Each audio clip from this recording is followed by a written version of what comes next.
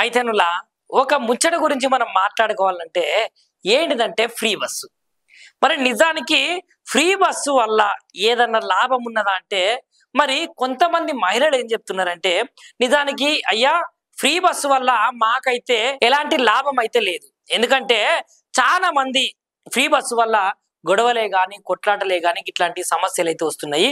కొంతమంది మహిళలు ఉచితంగా బస్సు ఇచ్చిర్రు కాబట్టి దాన్ని ఎక్కే ప్రయత్నంలో కాలు జారి కింద పడడము, దెబ్బలు తాకించుకోవడము, కొందరు కానైతే పైకి పోవడం అయితే జరుగుతున్నది.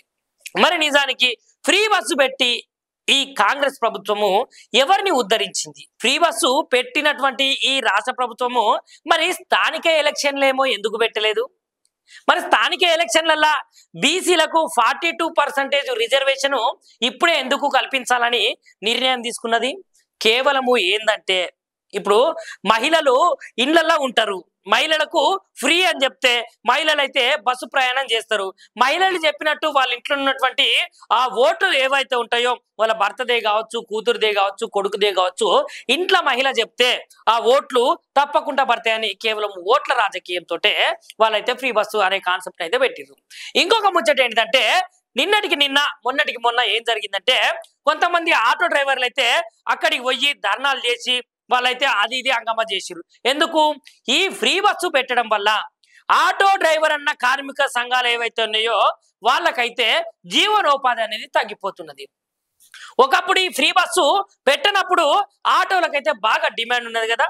ఇప్పుడు డిమాండ్ తగ్గి అప్పుడప్పుడైతే మనము పేపర్లలో చూస్తుంటాము, రైతన్నలు ఆత్మహత్యలు చేసుకున్నారు, పంట గిట్టుబాటు ధర రాక అట్లా ఇట్లా అని. ఇప్పుడు నిజానికి ఆటో డ్రైవర్ అన్నలు కూడా ఆత్మహత్యలు చేసుకుంటున్నారట. ఆత్మహత్యలు చేసుకునే అంతటి ఒత్తిడి వాళ్ళ మీద ఉన్నదట. ఎందుకంటే ఫ్రీ బస్సు ఈ ఫ్రీ బస్సు చేయబట్టయితే ఇంతటి అనర్థాలు అయితే జరుగుతున్నాయి. ఈ రోజుకు కుకట్పల్లిలనైతే బస్సు చేయబట్టి ఒక మహిళనైతే చనిపోయిందట. అక్కడ ధర్నా గాని వాళ్ళైతే అక్కడ కూర్చొని చాలా రకాలైనటువంటి మాకు ఫ్రీ బస్సు వద్దు ఏమొద్దు అనే విధంగానైతే అక్కడ వాళ్ళు మహిళలు మండిపడుతున్నారు. మరి నిజానికి ఎవరిని ఉద్ధరిస్తున్నారు ఈ ఫ్రీ బస్సులు పెట్టి? జర చూసుకోవాలి జనాలు, అక్కలారా ఒక్కసారి మీరే గమనించండి. ఇప్పుడు ఏమైందంటే ఫ్రీ బస్సు పెట్టినట్టే పెట్టి ఇప్పుడు టికెట్ రేట్లను పెంచిర్రు, బస్ పాసులకు రేట్లను పెంచిర్రు. ఈ చేత ఇచ్చి ఈ చేత గుంజుకుంటాంది ఈ ప్రభుత్వము. మరి దయచేసి ప్రతి ఒక్క బిడ్డనైతే ఈ ముచ్చటనైతే అర్థం చేసుకోవాలి. ఎందుకంటే ఇప్పుడు ఇంట్లో ఉన్నటువంటి మహిళలైతే ఆధార్ కార్డు చూపించుకొని ఫ్రీగా బస్సులలో వెళ్ళిపోతారు. మరి వాళ్ళ కొడుకు కాలేజీకి పోవాలి, వాళ్ళ చిన్న కొడుకు స్కూలుకు పోవాలి. మరి ఆ స్కూలుకు అయ్యేటువంటి బస్ పాస్ ఏదైతే ఉన్నదో మళ్ళీ ఇంట్లోకెళ్ళి ఒక 1000 రూపాయలు తీసుకురావాలి కదా. అంటే ఇక్కడ ఏం చేస్తున్నాడంటే పోషమ్మ ముంగట పొట్టేళ్ళు బలిచ్చినట్టు మన పైసలు మనకే తిప్పుతున్నాడు.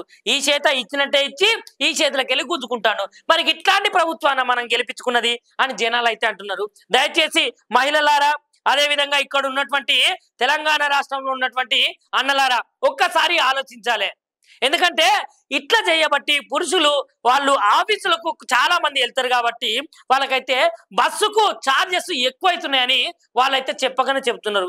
సో వీటన్నిటిని దృష్టిలో పెట్టుకొని మహిళలకు ఏ విధంగానైతే ఫ్రీ బస్సు కల్పించిర్రో ఇటు పురుషులకు కూడా ఫ్రీ బస్సు కల్పించాలి అనే విధంగానైతే పురుషులు కూడా మాట్లాడుతున్నారు.